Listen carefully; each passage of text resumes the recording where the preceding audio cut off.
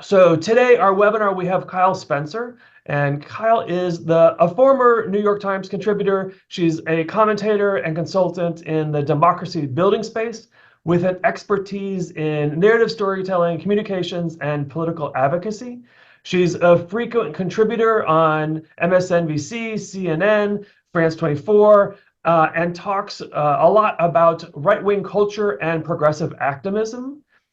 Your book, Raising Them Right, came out in September, so last month. And that is what the webinar, sort of the webinar today is going to be on, and the untold story of Americans' ultraconservative student movement and its plot from power. So something that our students deal a lot with on campus. Yeah. So we're very excited to have Kyle here with us today. And Kyle, please take it away. Thanks, Kevin. I'm really so delighted to be here. It's, as we all know, we're in the trenches right now in a lot of ways. And so I always really enjoy being among allies and folks who care deeply about our democracy. I did write a book. The hardcover came out a couple of years ago, and the paperback has just come out now. I'm going to show it to you because it has this title, it has this photo. It's Raising Them Right, the Untold Story of America's Ultra-Conservative Youth Movement. It's Plot for Power. And this is actually a Turning Point USA conference that I attended. Went to many of them while working on my book. And I think that the cover really gives you a sense of the way in which the passion behind the radical right extremist youth movement, and the way in which it can be very, very alluring and very exciting and dynamic for young people who are searching for community. I want to talk to you about how I came to do the book, but first I just want to let you know a little bit about myself. I won't be too long or too boring about it, but I do think it places me in the conversation in a way that is maybe unique. I'm not sure. But I was a journalist for many, many years, and I realize now the important thing was that I was a journalist in a lot of swing states. I worked in North Carolina, I worked in Pennsylvania, I worked in Arizona, I worked in places where there was a lot of fighting about what government was supposed to do and how it was supposed to help or not help people. And also there was a lot of fighting about schools. So I became a kind of expert on schools and ended up in my last stint at the New York Times writing about education. And I did that for about 10 or 12 years. And I went all over the place. And the reason I decided to write my book, Raising Them Right, was because I knew that there was a storyline on college campuses, that they had become overly woke, and that students were feeling a lot of oppression, silencing, that political culture had taken over. And I wasn't seeing that when I was going to college campuses. And I definitely wasn't seeing it on big state schools. In big state schools, what I was seeing was a lot of radical extremism being pushed onto kids via these youth groups. And you could see it physically, right? You would walk around a campus and you would see maybe some little table for Planned Parenthood or some little table for an environmental group. And then you would see some huge table for Turning Point USA or Young Americans for Liberty, or some pro-life group, or some group that was trying to push campus carry legislation, which is legislation to essentially allow kids to carry their guns to math class in their backpacks, which is actually legal in several states. And if the folks who push that get their way, it will be legal in all states. But anyway, so I was seeing that. It was a very, very visual thing that I was seeing. And I wondered what was going on. First, I said, this story that I'm hearing about these campuses being so filled with lefties who are so oppressive was not what I was seeing. And then I wanted to know, well, then what was I seeing? The first group that I really caught on to was this campus carry group. And these guys were going around these campuses telling folks that they were single-handedly changing legislation to allow guns on campuses. And I don't want to be disrespectful, but I looked at these guys and I thought, these guys don't even know where the frat house is. I'm sure they don't know where their state legislature is. Somebody else is helping them. And I started to dig into the data and followed the money. And I discovered that Gun Owners of America, which is a very radical, a group that actually makes the NRA look like it's a tame outfit, was funding these groups. And as a journalist, you always think if you see something somewhere, it's likely happening in other places. So I expanded my search. I said, well, the gun proliferation movement is funding young people on college campuses. Who else is funding young people on college campuses? And what I discovered was that tens of millions of dollars was entering college campuses every single year from radical extremist donors to allow students to join, create, proliferate these groups that were pushing a very radical agenda onto their campuses. And in many cases, the folks that were actually running these groups and were doing most of the work weren't even students. They were paid help that had come on to recruit kids. In my work learning more about the groups, I found myself at the Leadership Institute, which is a training ground for extremist youth. It is run by a guy named Morton Blackwell, who founded it in the late 60s, early 70s. And it is an outfit that receives millions, tens of millions of dollars a year to help kids learn how to activate their peers, how to get out the conservative radical extremist vote, how to terrorize other students. I sat in on a 48-hour Leadership Institute training, and I literally watched the students practice terrorizing other students. Like, how can we put up signs that mock members of the LGBT community? How can we make fun of kids for having progressive ideas? How can we have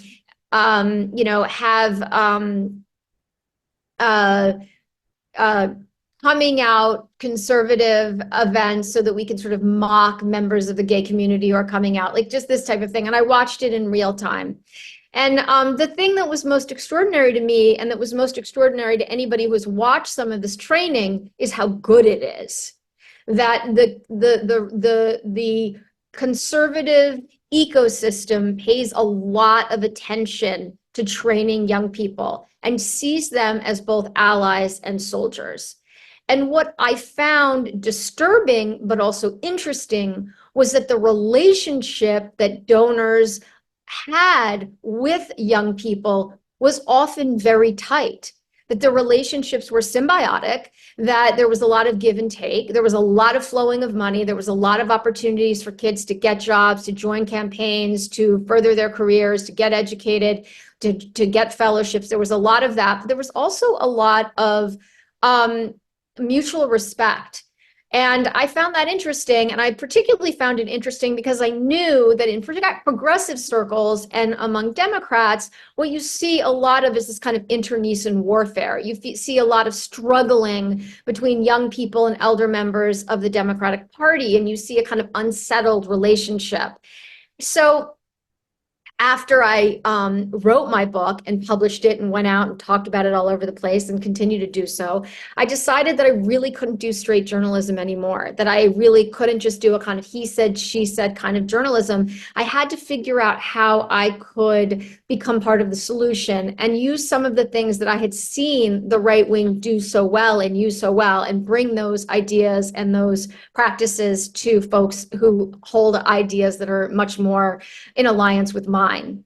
So one thing I did was I began working with a group called Rise Free, which is on college campuses doing tremendous work right now, getting out the vote, educating young people, teaching them what is on the ballot, who stands for what, where and how they can vote. So I do a lot of work with that group.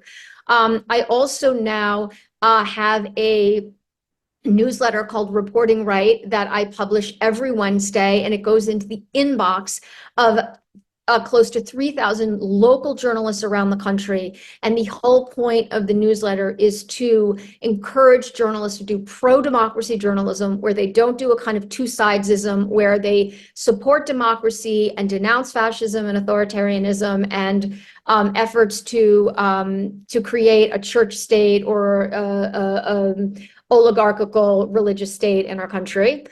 So I do that. And then I also work traveling the country right now, and we'll be doing this until Election Day, with this film Bad Faith, which some of you may know, some of you may not know, which is an incredible illustration of how Christian nationalism came to be. And and how it grew, who grew it, how it spread around the country, and how threatening it is to our communities.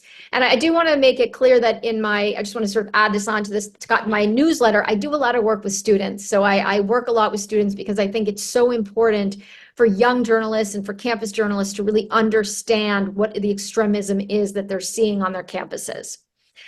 So I'd like to tell you a little bit about how funding works and how extremists fund young people.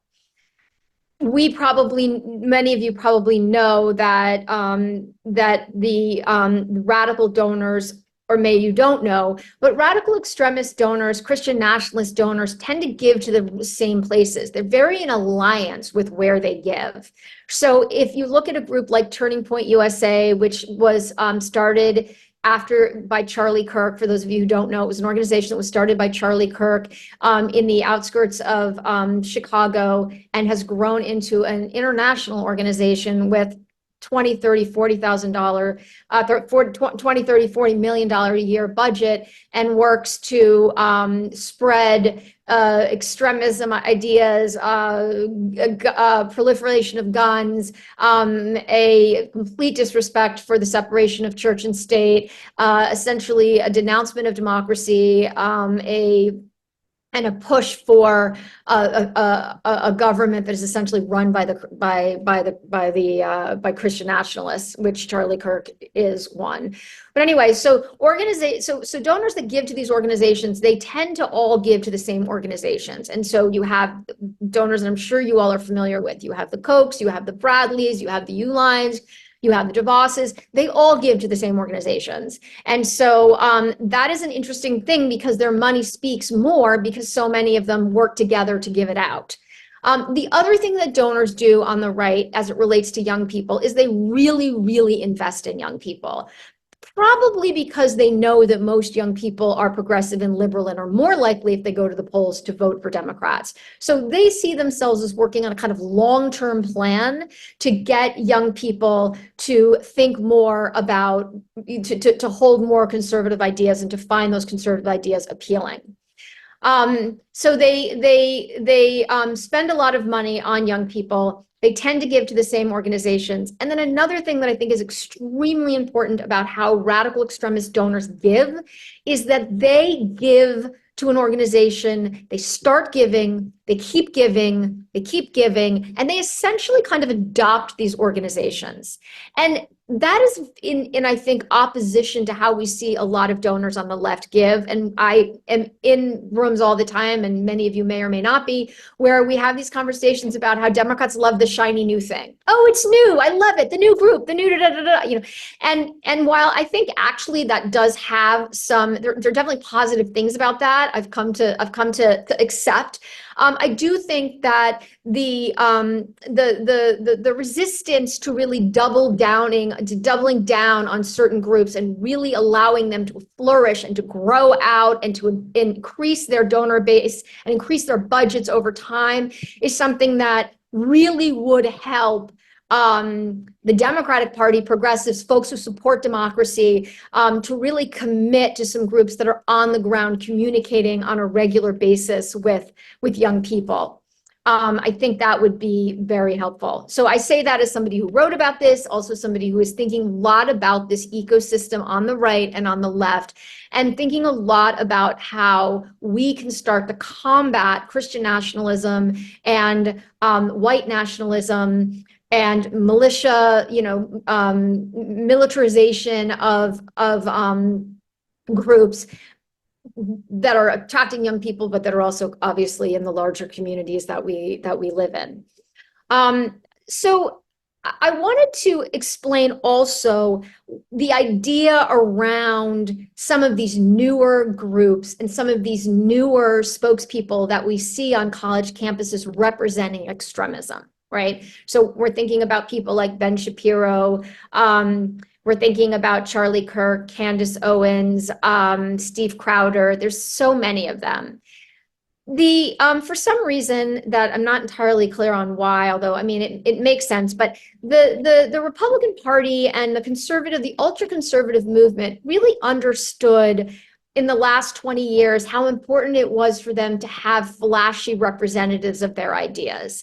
And so they really invested in spokespeople for their ideologies. And they invested in people like Charlie Kirk and Candace Owens, not just by giving them money and supporting their groups, but training them, dressing them, giving them platforms, connecting them to Fox News, connecting them to other folks inside the movement. There was a way that these young people have really been cultivated. So when they show up on college campuses representing some really radical extremist ideas and luring young people into those with those ideas, they are trained. They come prepared and well trained because they have been trained, and they've not just been trained in the ideology, but they've been trained in how to spread it. So I think that's a really important thing to understand about this ecosystem.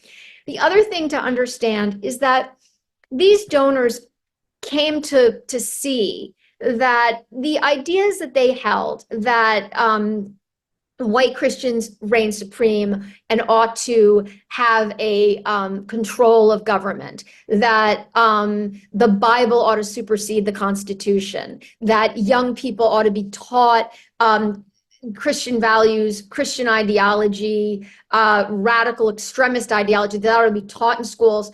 These are all ideas that at some point, and I think you're seeing a little bit of a shift in this, but at some point, these folks understood were not necessarily so palatable, and they certainly weren't palatable when they came from a Leonard Leo, or they came from a big, a Bradley or some wealthy donor who was trying to get folks to buy into this.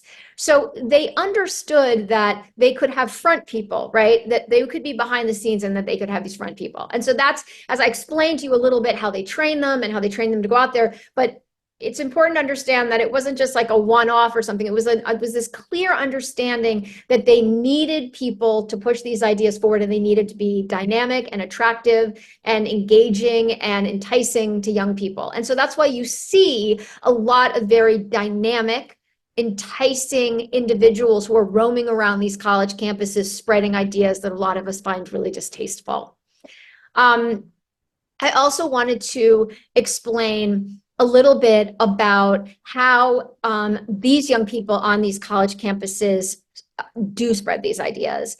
And so these most powerful young ultra-conservatives have understood early on that it was extremely important to stay very closely connected to the radical extremist evangelical sects, cults. I mean, as far as I'm concerned, at this point, they're cults. They understood that. A person like Charlie Kirk or Candace Owens understood immediately that not only were the tactics of these evangelical churches really good, and that the charismatic style of a lot of these church leaders was very alluring, and that they ought to mimic that. But they also understood that that was where the power base was. And so if you're wondering, well, what does Charlie Kirk or Candace Owens, or what does some of these conservative groups really have to do with Christian nationalism? They have a lot to do with Christian nationalism, because they understood very savvily that they needed to align themselves with those folks who held those views, that they would give them the money, but then they were going to have to push those ideas out. A lot of times I get this question of, well, do they really believe this stuff? And I think the answer to that is that they get that you can convince yourself to believe anything. And so it's always hard to know, did you convince yourself to believe that, or do you really believe it? But I think at the end of the day, these folks actually believe a lot of the stuff that they're pushing and they're peddling. So how do they push and peddle these things? So if you look on a college campus and you see a table filled with the swag that you'll see with many of these extremist radical groups, the current kind of most classic, sort of most common at now way to push these ideas is to peddle them in this way that I remember learning long ago when I was in North Carolina learning about Christian churches. They do a kind of seeker sensitive sell, right? So the young people will have candy and swag and t-shirts and one of the slogans that really helped put Charlie Kirk on the map was capitalism sucks, and Biden's too old, and don't you think we ought to reduce the budget, and we're worried about China, and so these kind of like almost anodyne ideas, particularly for kids on college campuses. This is how they sort of originally sell these kids on these groups. And there is a huge part of this, which is creating community.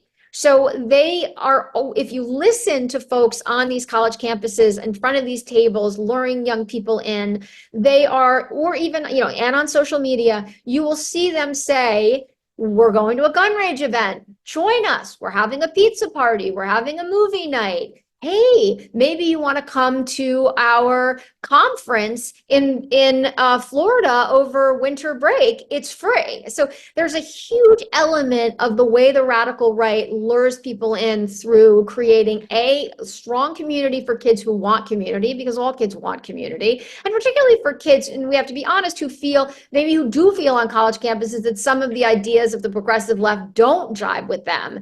A Charlie Kirk band coming around and saying, hey, join us, those guys are really a pain in the butt. It could be very alluring. As young people get more and more engaged in the group, maybe they start to go to more events, maybe they're given PragerU videos, maybe they're talked to by other members, and maybe they go to a conference in Florida. They start to get the hardcore stuff. Right. And now they're already locked in. Right. Now they're like, I got my friends here. I'm having this fun time. I'm getting to go travel around to another part of the country and stay in this really nice hotel. I do like some of these ideas. And so that is like the mechanism to get them. And then, of course, the movement then jumps in closely allied, as I said before, with these youth groups and says to these young people, hey, you can do this job at Turning Point USA and get paid because we have such a huge budget. You can rise up inside our organization. You can go get trained at the Leadership Institute in DC, and perhaps you want to go work for a campaign and get paid to do that. Or maybe you're more of an intellectual type and you want to go work for one of our think tanks or foundations. Maybe you want to work at the Heritage Foundation. So the ecosystem kind of starts very friendly. It starts very light. It gets deeper and darker. Kids get more interconnected, and there's a lot of upside for them to keep to staying within the movement. I will say that one of the big problems that I saw when I was researching my book, and I'm seeing now as I'm watching progressives groups talk about getting out the vote, is the level, and this is terrible, it's really horrible to say, but I have to be honest, is the level of ignorance among young people about a lot of things. One of them is, what is a constitutional republic? What is our democracy? What do we stand for? What is separation of church and state? What did the founding fathers believe about that, and why? Why did people come to this country in the first place? And then what do various policies do and do not do for people? What does freedom and liberty really mean? And then what do candidates stand for? And then on a very basic level, can I vote? Do I have the right to vote? Where do I vote? Who am I voting for? So the level of ignorance that we're seeing among young people is contributing, I think, to their vulnerability vis-a-vis these groups, and vis-a-vis extremist conservatives who are trying to lure them in. I have a lot more I can say, but I love doing Q&A because I think it's a really, really great way to start getting, juicing up the conversation and really focusing on the things that you all want to hear about. So I am happy to open up the chat. Great. We have the Q&A tab open. So yes, if you'd like to ask questions, please feel free to throw those in the Q&A tab. And I really appreciate the sort of the background that you gave, because I thought was interesting hearing, and primarily from religious right who complains about public education, higher education. and complains about how they are so discriminated against and targeted on college campuses. Because it's like I have never. I worked in higher education administration, and now working with students. Like we don't hear that or see that really at all. And yes, of course, there's an example you could pull from here or there, but we do, on the other hand, and we, as Florida and Texas are doing free speech laws, especially for college campuses. We see now Proud Boy types coming on campus and harassing the LGBT students, harassing the Black students, harassing our students on campus. So we continue to sort of to see this happening and getting worse and worse and worse. Yeah. And I think another part that I think is, if people aren't aware of how over the top and incestuous Turning Point USA is with sort of the conservative aspect of religious conservatives, it really like the amount of, because we provide free supplies and swag, but I mean it's nowhere near what they're doing, and the amount of money they were paying all of the student officers $1,000 a semester to be on campus and to do requirements of programs and those sort of things.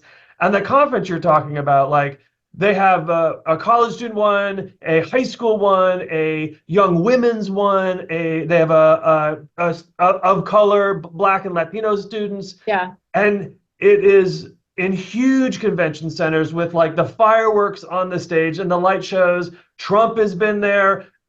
All of his offspring have been there. And like any super ultra conservative person that you can think of in the political movement on the right, as well as any of their local stars, like, Rittenhouse was there for a long time. He's the old flavor. So we continue to see that. And they fund their travel there, their registration is like $10 and the hotel is free. Like it's ridiculous, the money that's coming through. So we have some questions coming in. So I was just like, as you're talking, I'm getting more like, So, but anyway. I know. No, I'm glad you mentioned that because it's so true about the conference. It's unbelievable. And then there's this energy and excitement. It's like a concert and it's days and days and days. And there's a lot of, drinking, and there's a lot of sexual harassment that a lot of us have reported on. But it is, what happens is they merge the excitement and the music and the camaraderie then with some very dangerous rhetoric. Yeah. That is, yeah. And I would say, and what we see, like, it's not just about like abortion. Because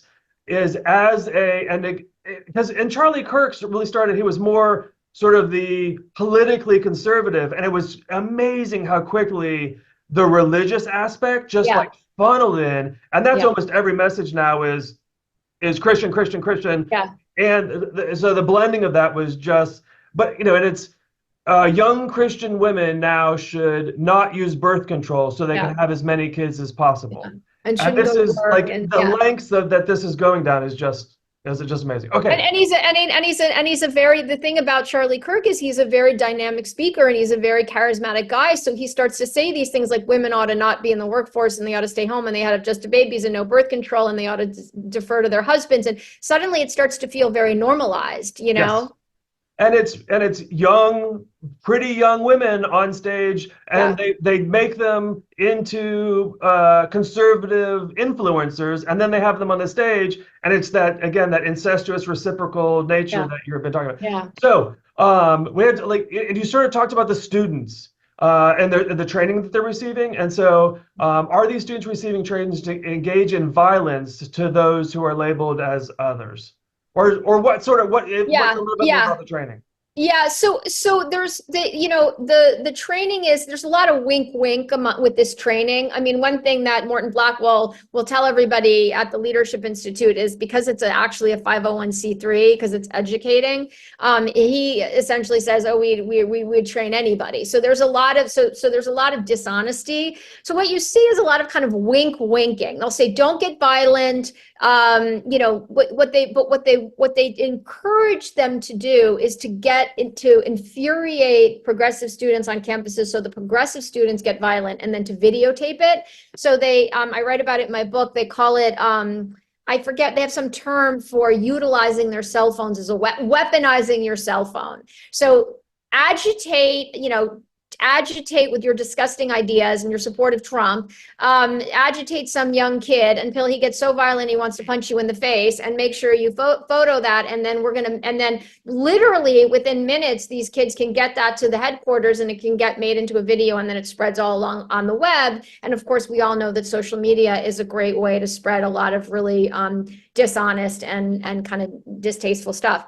But what I want to make clear is that I don't know how many of you remember, or know about this, but there was a conversation that Charlie Kirk had on a campus a couple of years ago when he was talking all about how states ought not to obey the federal government regulations, and they ought to, essentially he was talking about a revolution. He was really talking about like states seceding. And a young man raised his hand and he very candidly asked, so when do we get to use our guns? When do we get to use our guns? So Charlie Kirk and his talk and this event had just so riled this guy up that his understanding was that we were going to start to use guns soon. And so I spent a lot of time listening over and over again to what Charlie Kirk said in response. And he kind of tried to calm the guy down. He didn't, but he never said, we're not using guns. He never said, we're not using guns. And that is very typical of this kind of violence adjacent attitude that these figures have. There's a lot of comfort with bullying, with terrorizing people, with suggesting violence, obviously with carrying guns around. There's also a very popular sign that Turning Point kids really like, and I've seen it on college campus. It's like huge, and it has multiple military grade weapons, and it says something to the effect of, we're pro-choice, choose one. So like very terrorizing type of behavior. I mean, can you imagine how scary it is to pass something like that with a bunch of these guys standing there and knowing that gun violence is a huge problem and is actually a problem on certain college campuses? So I hope that sort of answers that question. No, definitely. And I think there was another question that just sort of touches on this, and I just want to see if you have anything else you want to add. It says, can you explain how this indoctrination is leading to hate and violence directed at students on campus? How it leads. I mean, so I think what we see with with extremists in general, and with this Christian nationalist ideology and the ultra-conservative ideology, which is that the means that the ends justify the means, right? So that it's to do anything you need to do in order to get, we are reign supreme, God speaks to us, we need to get what we need to get done, and just, you do whatever you need to do in order to get that. And so I think that kind of ideology and that kind of thinking lends itself to potential violence. And so I think we all know that a lot of this movement is very hateful. It's very othering. There's a lot of, we're in the in group, you're in the out group. And we know from we know through world history that othering people is a great way of dehumanizing them. And once you dehumanize them, you can kind of do whatever you want to them. And so I think that we're all very, very concerned about this movement because of the way in which it can so easily lead and has led to violence.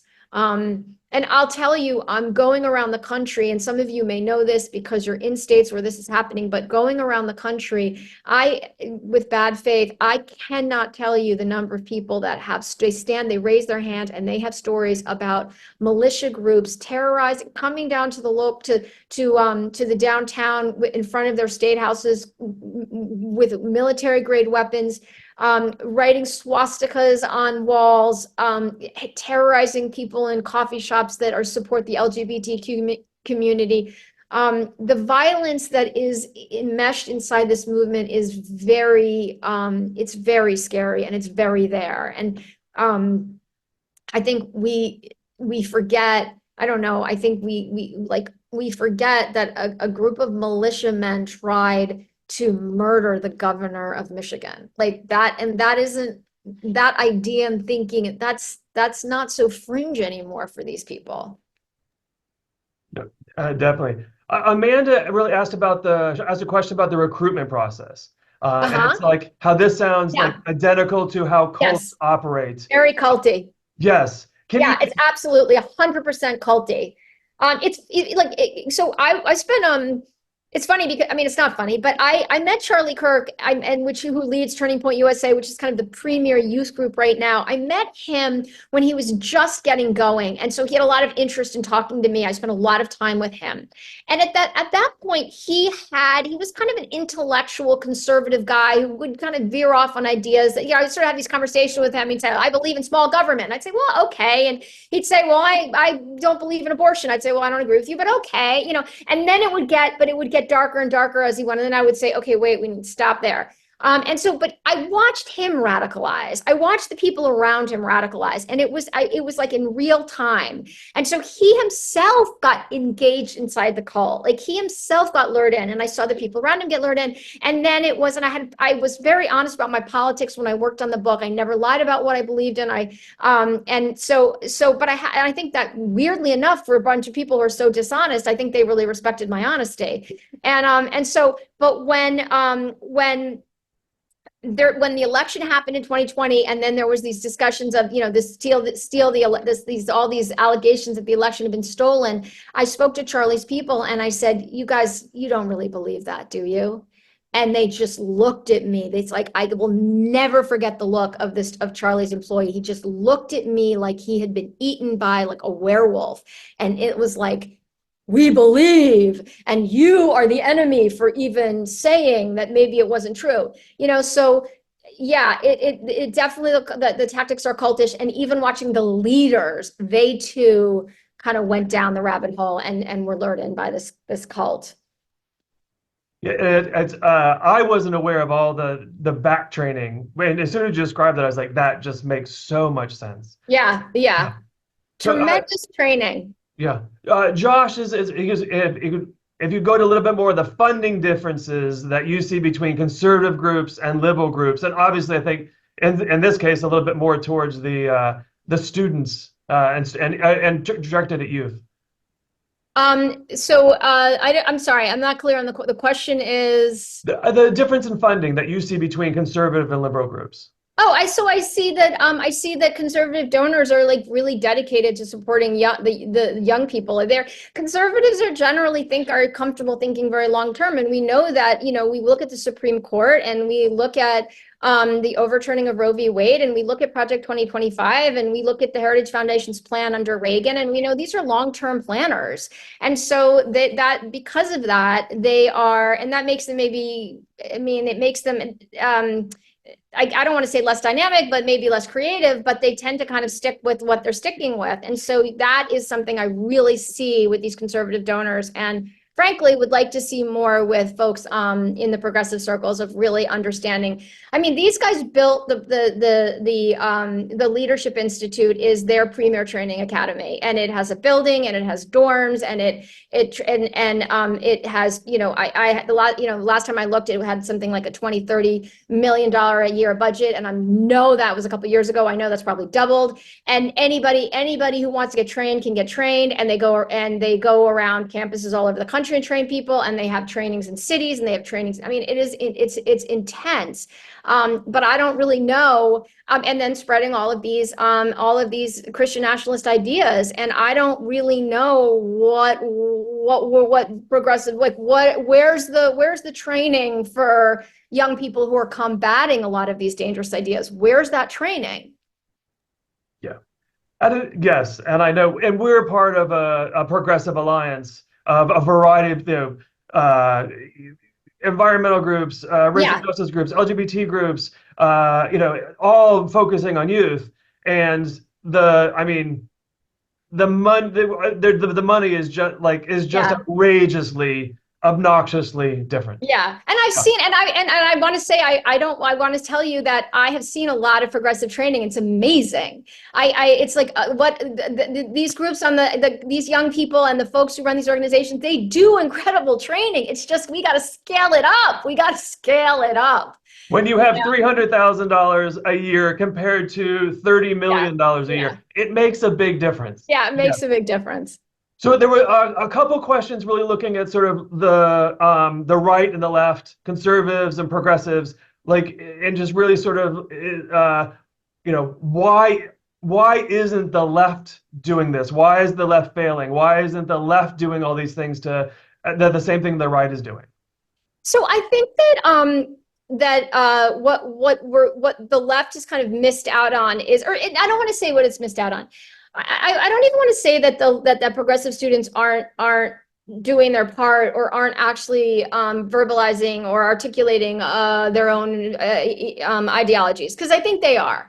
And I think that that is why there is so much fear among radical extremists that the college campus has become so woke, because humanism and respect for others and inquiry are the types of processes and ideas that people come to when they get an education, right? So and we know this generation is the most diverse generation. This young generation is the most diverse generation ever, the most open-minded, values-based, very committed to what they believe in. So these are voters. I don't know if folks know this, but young voters they're issue-oriented voters. They're one-issue voters. Young people are very clear on what they want, and they're very clear on what they need to go to the polls to get what they want.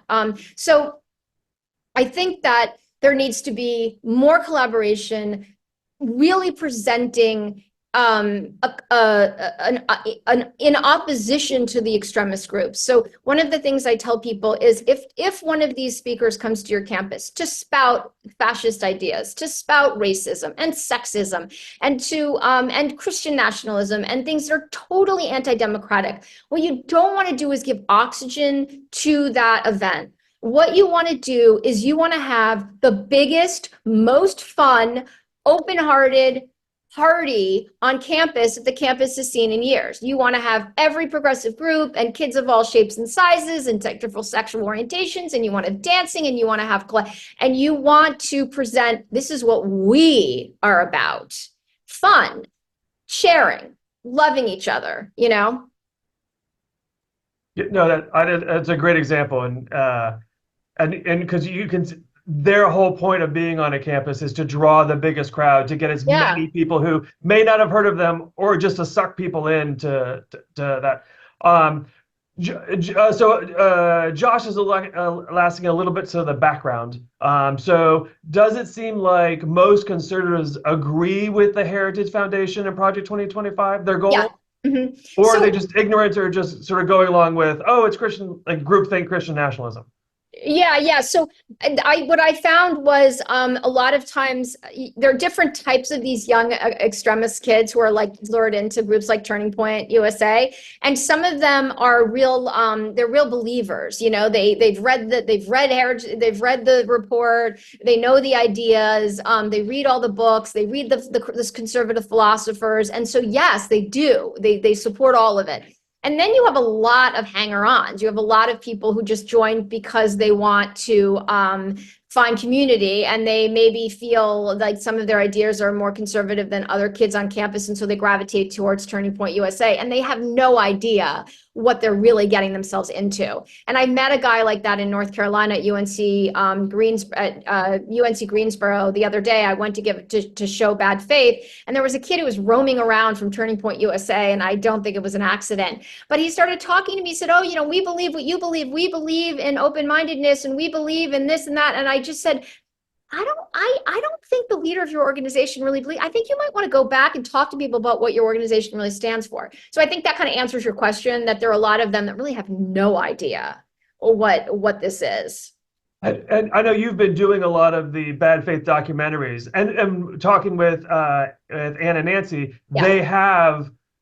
They've experienced conservative people coming in, Yeah. and seeing the movie and going, wait, what? And Yeah. a little shock and awe that Yeah. this is what they've got and stuck into. Have you seen that as well? Yeah, absolutely. Because I think that's kind of part of the game, is to keep the dark, dirty stuff on the down low, and to get people really lured in, and to the point where they'll just sort of want to say, well, that's not so important. I think that the thing that was interesting about Project 2025 was this decision to print this 900-page document.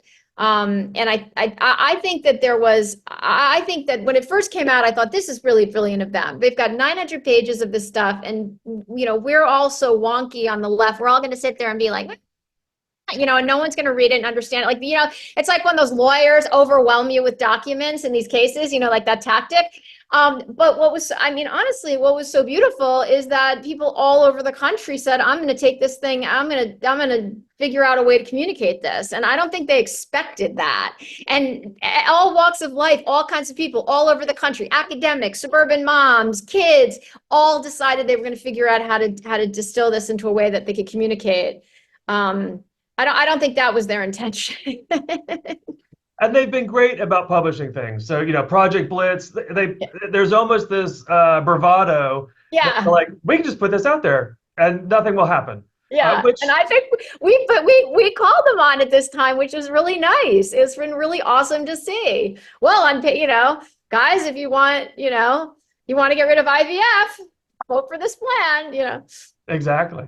You want to get rid of the Department of Education, vote for this plan. Yeah.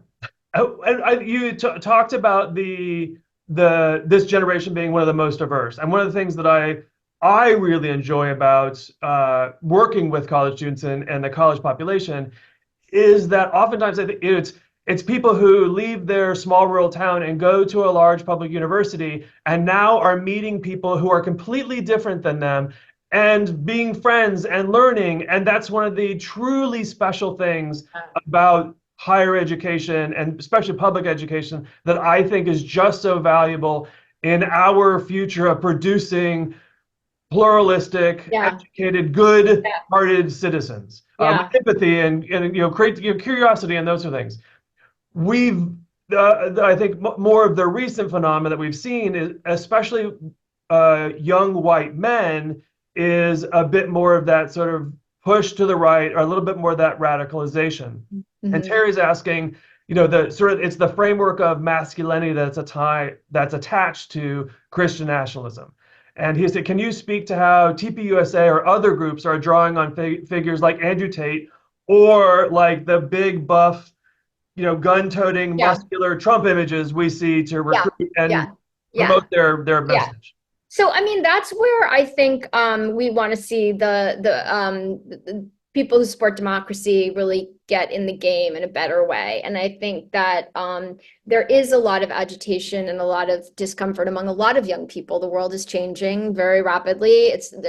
People's economic stability is at risk. People's environmental stability is at risk. So those are very real. And I think that for white men, it's particularly agitating. And while it can be easy to kind of pick on white men, it's not really going to help us so much. And unfortunately, what's happened is I undoubtedly see them very, very susceptible to falling prey to a lot of this Christian nationalism ideology and these campus conservative groups who are very much about empowering them against other people and really being an ear to listen to their discomfort and their concerns about the ways in which the world is changing and the ascension of women and whatnot. I think that the answer is not to ignore that this is a real thing for young men, but to actually acknowledge it and to hear it and to figure out ways to talk about it. I heard this incredible woman talking about what it means when you have like a young white kid who starts spouting all of this like Charlie Kirk speak or this Andrew Tate stuff. And she said it's really more them sharing their feelings than their politics. And I thought that was really interesting. And that the answer is to hear them and to listen to them. And so I think that's true. But I also think that the other thing that has to happen is that the left has to present more very, very vigorous models of positive masculinity. And I think that, Tim Walz is kind of the king of that. And despite whatever anyone thought about the VP debate, but in however that was, however JD Vance presented himself. But I think that Tim Walz at his best is just like, and you have all these men surrounding Kamala Harris who are like these really, really strong, good guys. And we need more of that. We need a lot more of that because young men need that. They need to see that. They need to see that compassion is strong and that kindness is strong and that caring is strong. And that, so if that doesn't happen, if that doesn't continue to grow, I think these guys are going to continue to be very attracted to this kind of dark masculinity and authoritarianism that some of these groups present. And violence and violence. And I want to say one thing, I didn't say this, and I think it's very important to share with your community, that one of the things that Turning Point USA has is a campus watch, where it encourages young people in their classrooms to videotape and or record professors saying anything that's considered too woke. This then gets put on a website and is read and filters into publications like Campus Reform, which is a right-wing extremist campus newspaper, online newspaper that works very closely with these radical extremist groups. And then what happens is these professors, in many occasions over the last couple of years, these professors have been harassed, targeted, to the point where in my book, I mentioned several instances where a professor had to leave their teaching position because their lives were being threatened, their wives' lives, their children's lives. This violent adjacent stuff is very, and when I talked to the guy who came up with this whole program for Turning Point USA, and his response was, well, I can't control what other people do. So I think that gives you a sense of how they wink at violence. They say, well, we're not going to take out a gun and shoot this person, but maybe you want to. And I don't even think they wink anymore. Some of Charlie Kirk's more recent stuff has been fairly violent, pro-gun, take back, we have to fight. I mean, some of the same charged language that Trump was using to incite the insurrection. So absolutely. So we do. We're wrapping up a little bit. So I want to get to some of the advice and how-tos. So from a university professor who has seen some of this violence we're talking about. So for faculty and administrators, how do they go about condemning this and sort of penalizing those who engage in this sort of violence? Or is there better ways, I'm sort of adding on, or is there better ways to handle this situation about what we're seeing on these campuses? So there are some really, really active members of the academic community that are putting together actual plans for professors and for members of the academic community when they face a situation like this. And I would be happy to connect anyone with that, with those folks. I don't know if I can do that. I don't know how is a good way to do that. If we can, we'll send this video out to everyone. So if people are interested, they can. If you have an email, if you want to provide that, or I can have them email me and I can hook the two of you up. Okay, that's great. Because the guy who does it is a professor at Trinity, also works with the teachers union. You may know him. He may have spoken, but he's a great person for all of you to talk to, Isaac Kamola. And he has a kind of toolkit that he's created and a hotline and really unbelievable resources and help for very smart stuff about what to do if your campus has been overtaken by some of these extremist groups. So I will get Kevin the links to that so he can share them. Yeah, and what we'll do is when we send this video out, we'll go ahead and share those links with everyone as well. We do have the folks with conspiracy theories. So their motto is often the offense is the best defense. But most of the time, the things that they're doing, they accuse us liberals of committing. How do we counteract that? I mean, it's so tricky, and I think the thing is that once people go down that rabbit hole where they're just filled with just misinformation and disinformation, it's really, really hard to there. You know, you can think of that as people's brains as kind of being a cup, and when your cup is like filled with misinformation, it's really hard to get anything else in there. So I think that the idea is to be a lot more proactive about it, and hopefully eventually to be thinking about working really early on with young kids in elementary school and middle and high school to teach them how to identify what misinformation is and what disinformation is. Of course, that's a whole other problem because we have this war in K through 12 with extremists. But that's really where we want to go with that. I do want to say that a great example that example of what Kevin was talking about the power of education was I went to a conference a couple years ago in Florida, and there was a lot of conversation about New College, which is the university that was very, very progressive and had an incredible, actually turned out like Middle Ages Studies department, and many other great departments.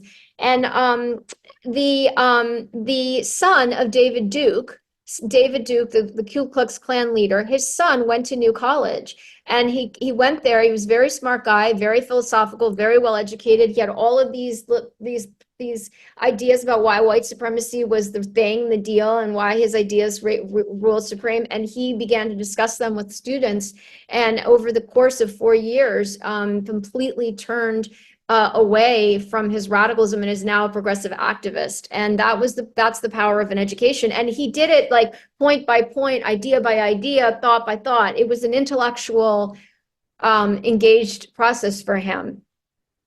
And I think that's one of the reasons why Project 2025 and the religious, conservative, white Christian nationalist right wants to destroy public education. Yeah, absolutely. I think that the goal is ignorance, but without a doubt, because I mean, you have places like Oklahoma where only 40% of the kids read at grade level, and now the Bible is a mandatory reading material. I don't know how these kids are going to read the Bible because apparently they can't read, but it's the goal is definitely ignorance and not literacy and education. Yeah.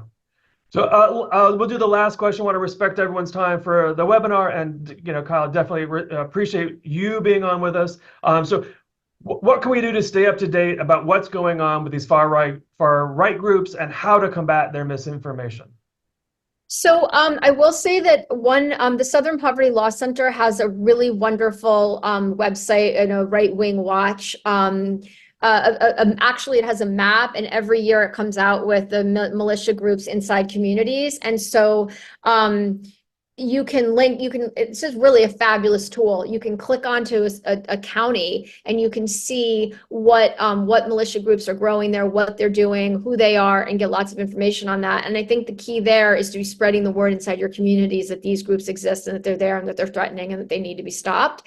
I think we have to be thinking a lot about how important it is to take back state legislatures, because these are the folks that can then pass laws that can protect us from these militia groups and outlaw them and whatnot. So I think for me, those are two of the biggest things, is to become very aware, and then also very aware of what's going on inside your community with these right-wing groups and who they are and where they are, spread the word, and then also work to get actual protection from these groups, because they are violent and they are scary.